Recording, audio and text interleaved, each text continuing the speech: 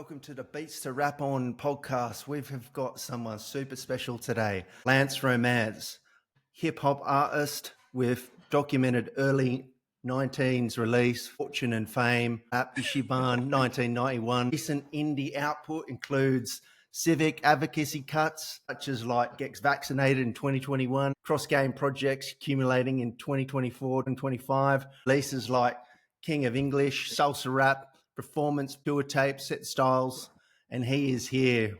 You know, we're going into the why now. Why now? What is it all about? So Taylor Swift just released The Life of a Showgirl, just dropped a couple of days ago, and Lance has been framing some hip hop, R&B reimagining tied to that drop. So today what we're going to do is we're going to unpack that with Lance and get into it.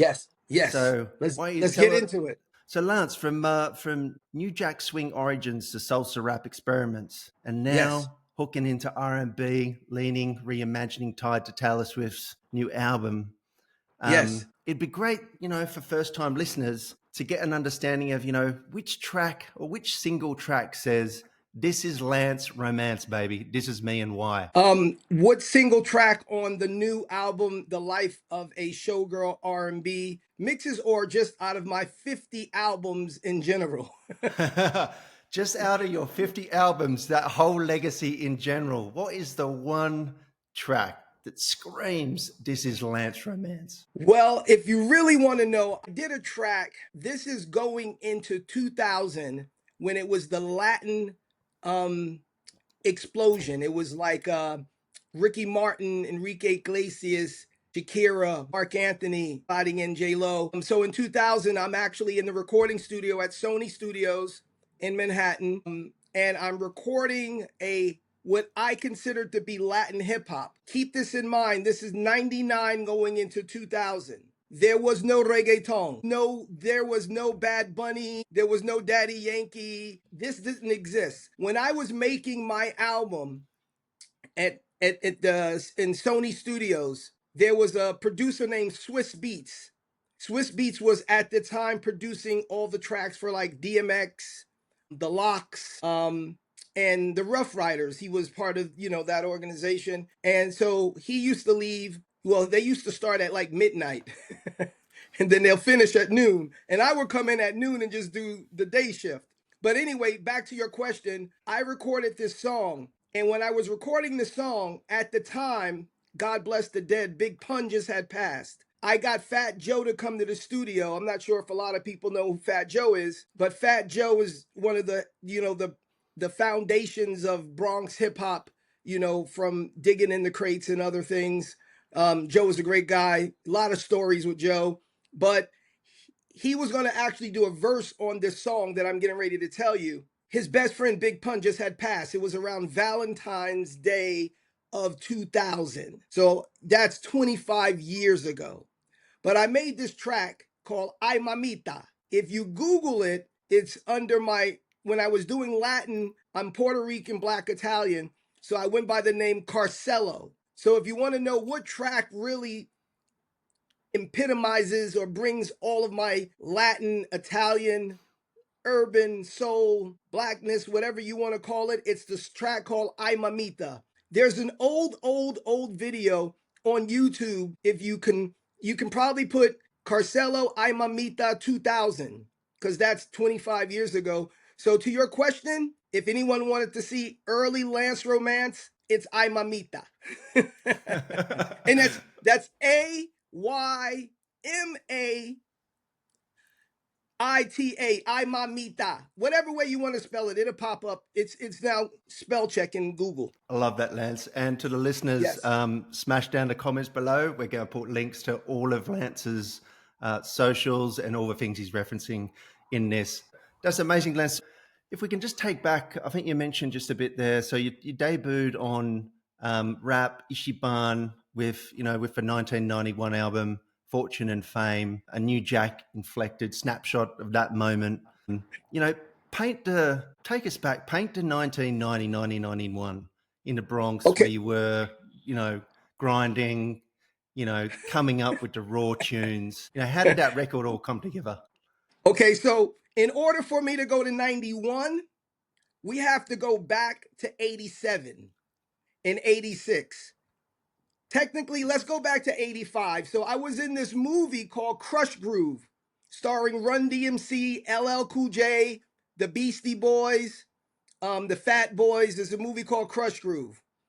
Russell Simmons and Leor Cohen used to send their guys to a studio called Chung King. So back in the day, you used to buy an album and you look on the back of the album to find the writers, the producers in the studio when you get the vinyl, right? So I'm going to speed it up. So they recorded at Chung King. I used to go there and I used to see early Rick Rubin, and we both used the same engineer called Stevette. Stevette was the engineer at Chung King. Everything I'm saying you can Google. At the end of the day, I was working with this drum machine called a Linn drum machine, the old Linn drum Yeah, I know machine, that one. and then I wind up getting what's called an SB12, and the Yep. SB12 is known as the SB1200. Yeah. Now, back to learning New Jack Swing. In 1987, I go in the studio to work with somebody that everyone knows is famous. His name is Bobby Brown. Oh, yeah. And this is Bobby Brown before My Prerogative, Don't Be Cruel. This is King of Stage Bobby Brown. Wow. So if you look at the credits on Bobby Brown's first solo album, it says Lance Romance singing background vocals with another rapper at the time called Smooth B from the hip hop group called Nice and Smooth. Yeah, Those Nice are my Smooth. best friends. I put them together. Anyway, Wow. I learned how to work the drum machine Yeah. through another friend of mine from Harlem called Teddy Riley. Wow. Teddy Riley Okay. is the inventor of New Jack Swing, and we met at a club called The Rooftop, and Teddy was producing an older school rapper called Kool Moe Dee. I seen Teddy work the programming. I went back to Chung King. I told Russell and Leor, hey, I can do this. They never signed me, but they liked my energy. So I recorded at another studio called Calliope, and Calliope was this rap group called Stetsasonic. Stetsasonic was from Brooklyn, and Teddy was in there. So I went back to Chung King. So between Chung King and Calliope, I learned how to program and produce. So by the time I got to Atlanta with Bobby Brown, the summer of '89, I wind up then, this is a crazy story, in the summer of '89, I met Dallas Austin, who wind up producing all the TLC stuff. Look at Dallas did a million, Yeah. ABC, Boys to Men, right? Then I met Crazy. Jermaine. Yeah. Then I met Jermaine Dupri. Jermaine Dupri did Crisscross, Escape, Jagged Edge, some TLC. So all of my friends, Teddy, Jermaine, Dallas, everyone was producers, right? So by the time I made my album in 91, I had became seasoned from the 80s by knowing Teddy, working in the studio with Stevette at Chung King, going to Calliope with Teddy and Stetsasonic, and building that resume of understanding the word production, right? And that's when we used to have these things called a floppy disk. You know, Yeah. you make the beat, you save it on a floppy disk. You can't let nothing happen to that floppy disk. Yeah, that's right.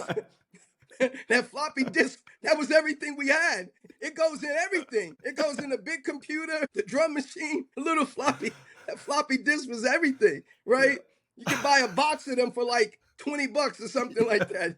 So I remember all that, my tracks. So I recorded in a studio in Atlanta. Richard Wells was the engineer. I learned about this studio because Jermaine Dupri was in the studio the same time I'm making my Fortune and Fame album. He's making the debut album of Crisscross. You understand? Right. Yeah. So you got to remember, back in the day, it's not like today where everyone has a computer. Yeah. If you booked studio time back in the 80s and 90s, Yeah. 99% of the time you're going to meet someone else that just got a record deal, because studio time was expensive, right? Right. So yeah. it wasn't just random people. If you're in the studio, you're going to see Dallas, you're going to see Jermaine, you're going to see Bobby Brown, you're going to see Ted, you're going to see notable people doing notable things, Rick Rubin, or whoever it may be. But to your question, that led me to produce the album Fortune and Fame. And actually, prior to releasing Fortune and Fame, if you Google me, my first album is technically called Stop and Listen. 1986. When I just did Stop and Listen, 1986, I wind up going on a tour called the Raising Hell Tour.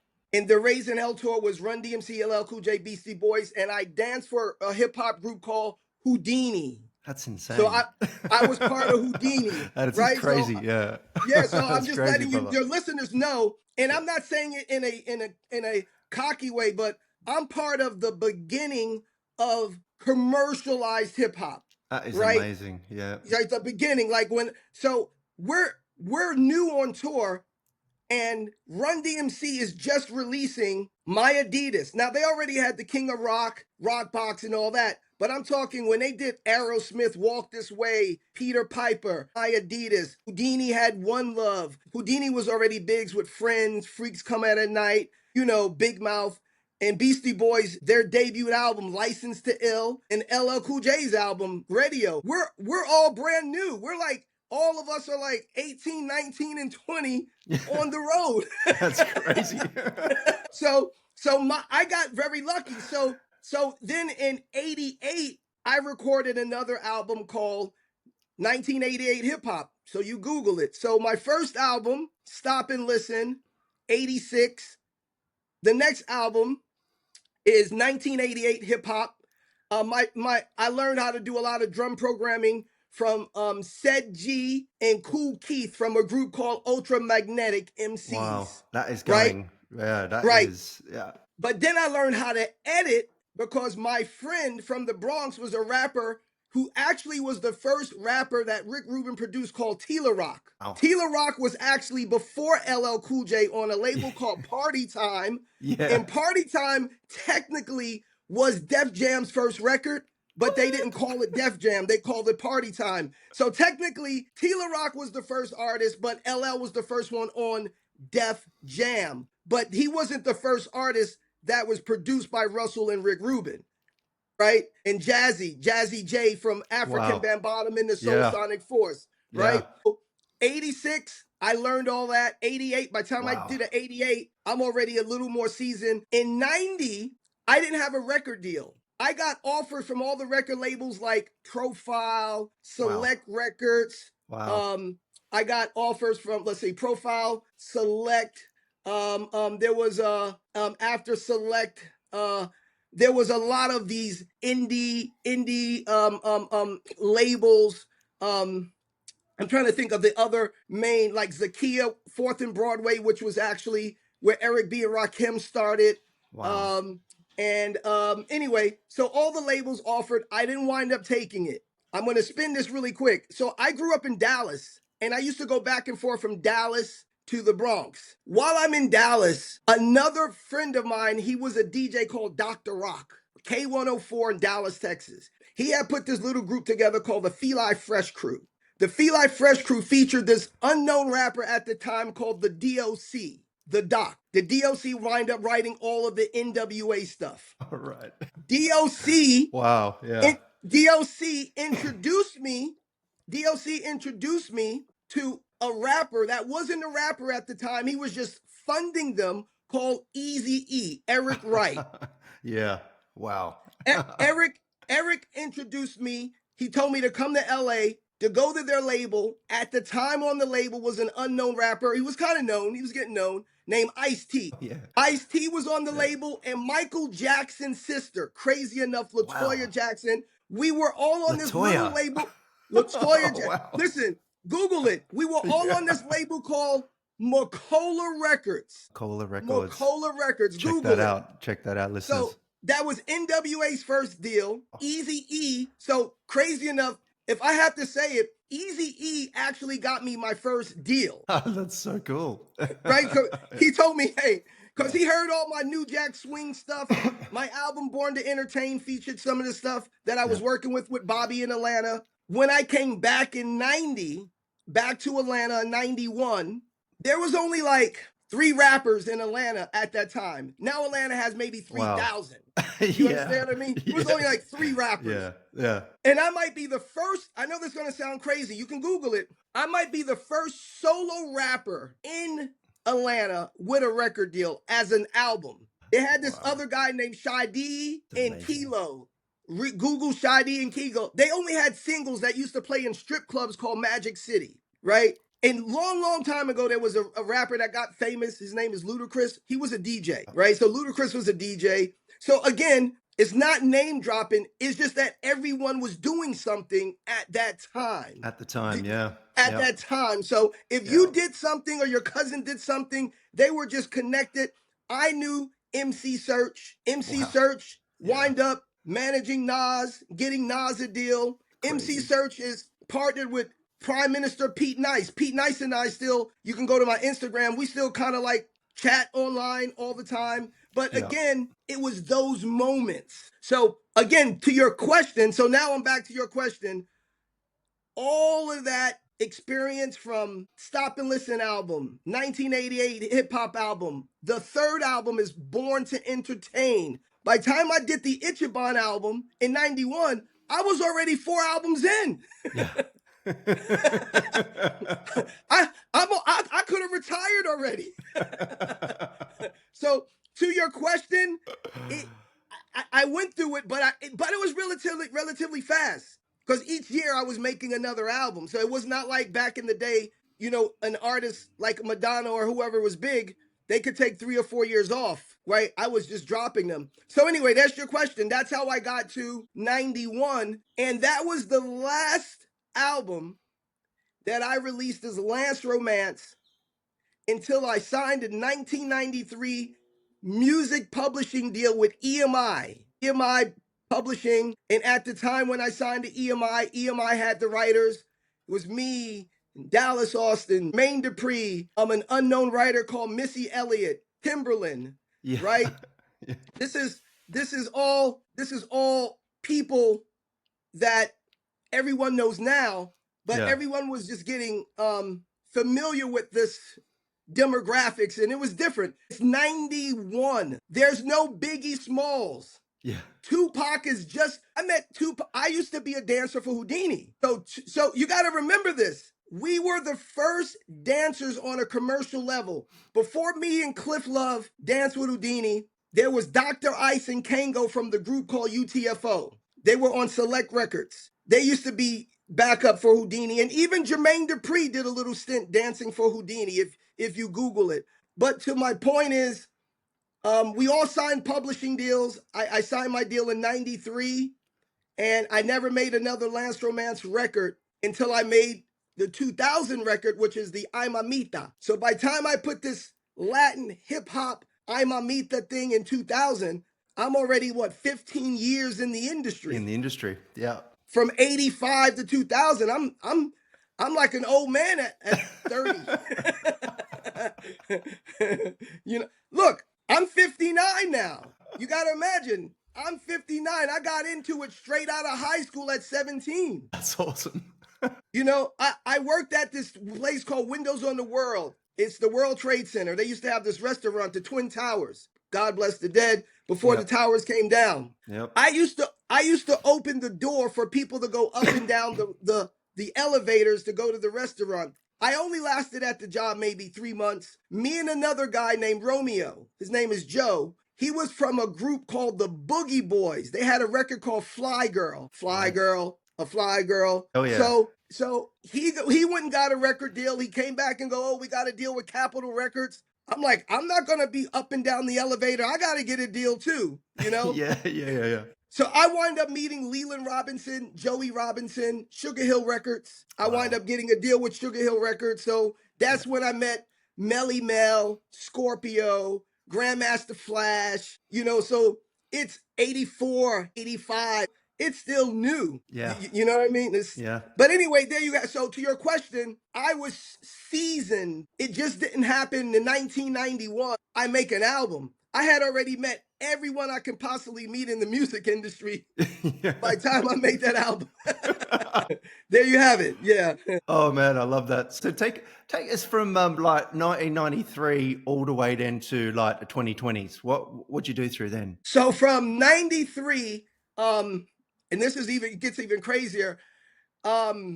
Back then we had these studio sessions, and you could either be a ghostwriter or you're a session writer. A session writer is going to get credits for everything they do. right? They're a session. These are session musicians. I was like, well, what's the difference? Well, they were like, well, a ghostwriter, you get paid, but people don't got to know who you are.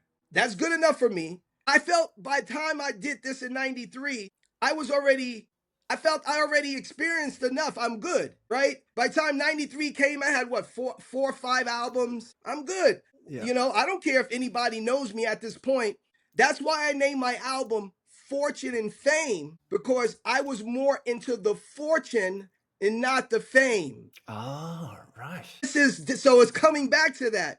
So Oh, I wow. named my album Fortune and Fame, Yeah. in putting fortune first. I'm like, I'm just in it for the fortune. So by time Marty Bandier, he was running EMI, he sat us down, and I remember him saying, all you guys are going to be writers and producers except for Missy. Missy still wants to be an artist. Right. So she was the only one. Now you got to remember, this is 93. Still, Missy didn't even come out again. She didn't come out until like 96, 97. Yeah. When it was neo soul. Yeah. And I grew up in Dallas with a rap group called Nemesis. Right.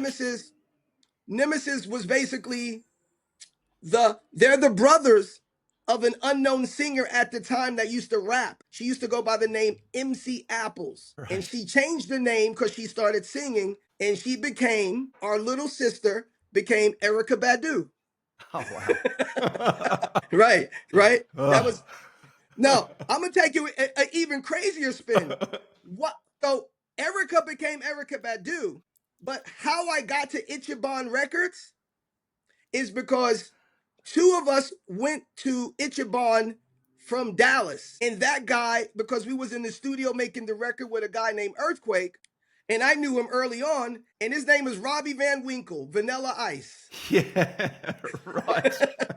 So the reason I got to it, you could, and everything I'm saying is Googleable. Vanilla Ice and I was on Ichiban Records. Love that. The number one artist on Ichiban Records at that time was a guy from Detroit called MC Breed. MC Breed had a record called No Future in Your Frontin'. It just gets crazy. Vanilla Ice Baby didn't take off in Atlanta. So Robbie and I decided to go to New York. He had a record. I just wanted to be a producer. So EMI signed him under SBK Records, and I wind up signing publishing, right?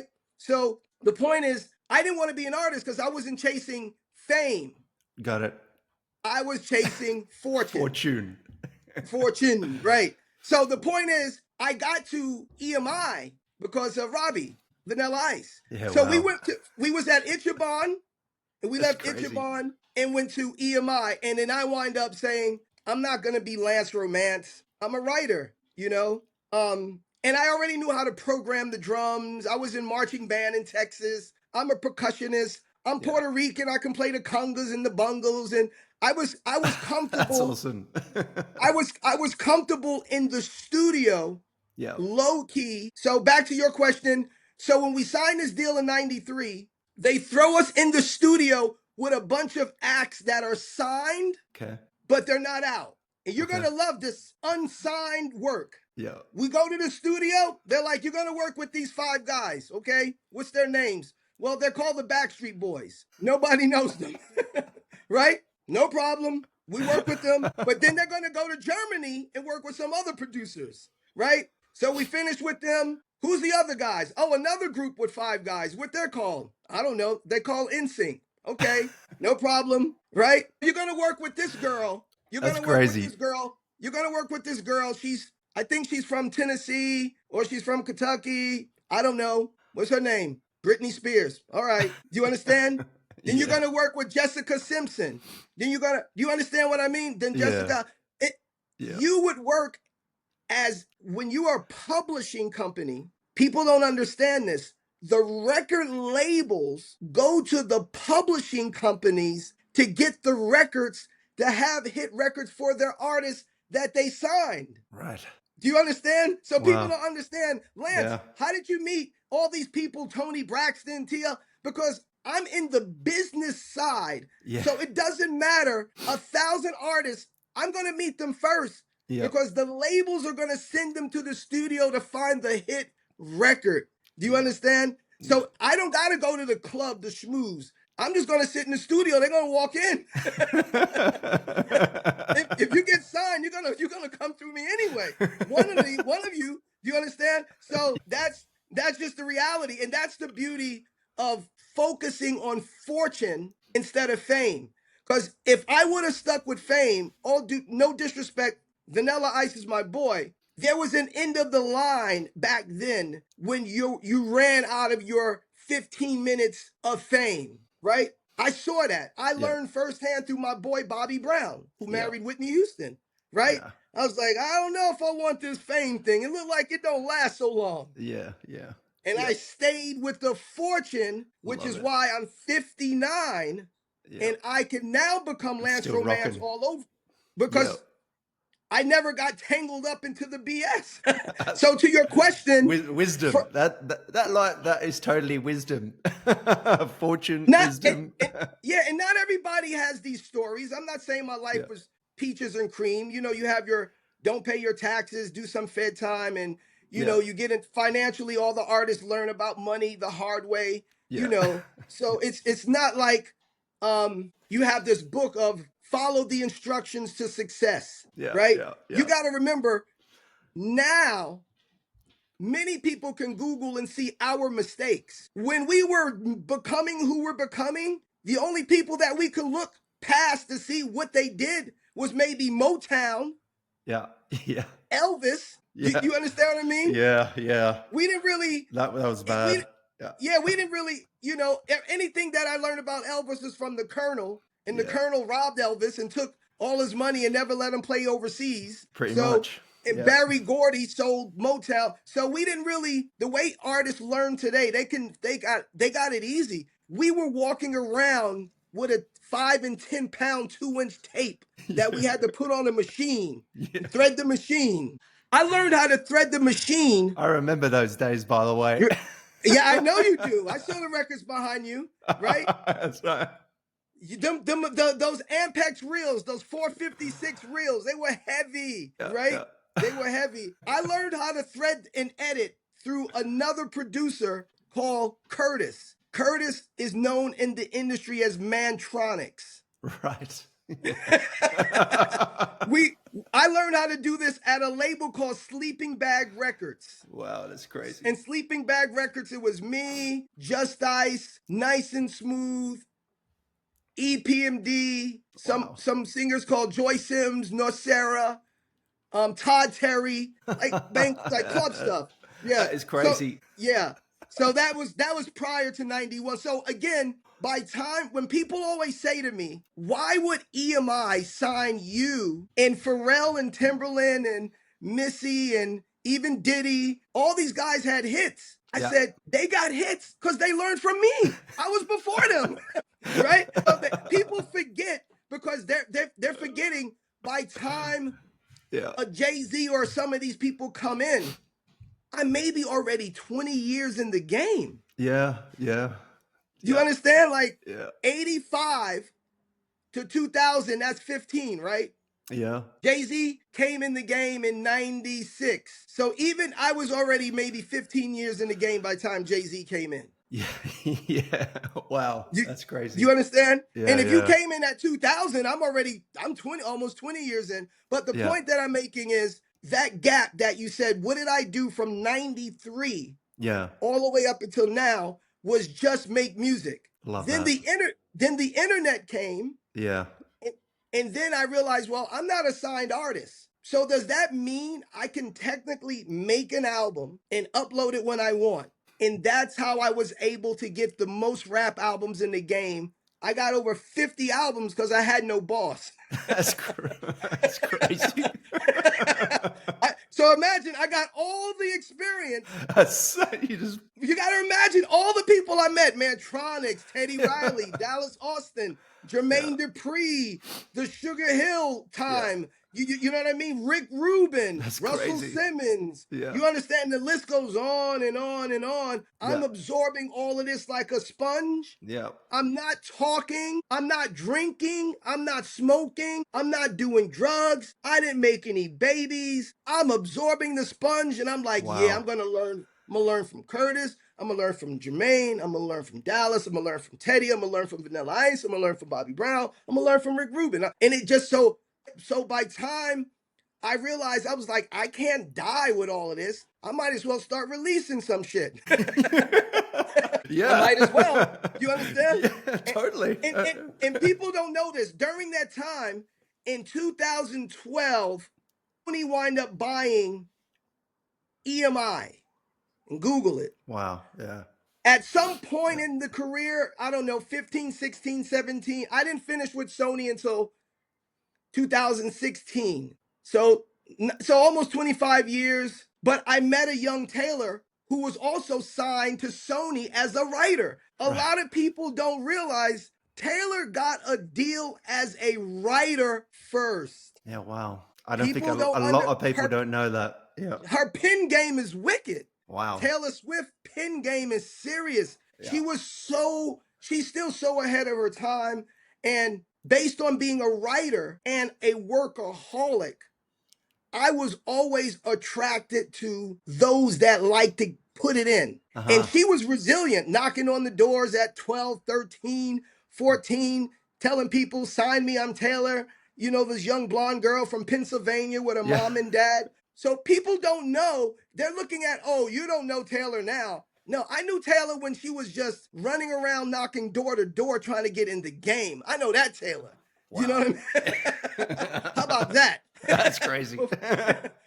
Before she went on her first date with any of the Jonas Brothers and, you know, any of those guys, et cetera, you know, Harry Styles and all that. This is early Taylor, you know. But Taylor's a genius. I've learned a lot from her. And a lot of people don't know this about Taylor. Little tick for tack. When people say, why is Taylor's song so catchy? And a lot of people call it whatever you want to call it, bubblegum, whatever. And I'm going to let you know why it's catchy.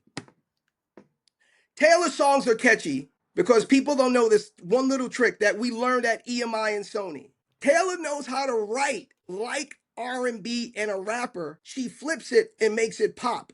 So her writing is catchy because you're looking at a white girl. The last thing you're thinking is she know how to write a rap like Ludacris. Yeah. But if you really break down Taylor's cadence of her songs,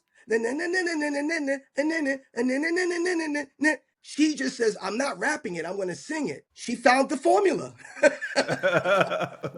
Taylor's really writing raps, but she flips it. But you understand? But people don't understand. She also comes from that EMI, Sony camp of writers, right? So she knows the formula.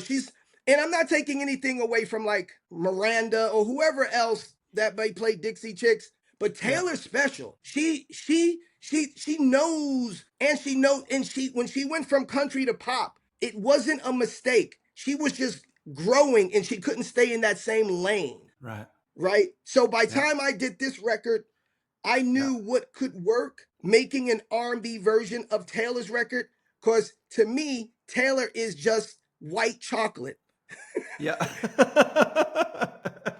Taylor's white chocolate because her flow and her pattern is chocolate as can be. You're just looking at the white part, right? Taylor's white chocolate to me. They used to call Tina Marie white chocolate. That used to date Rick James back.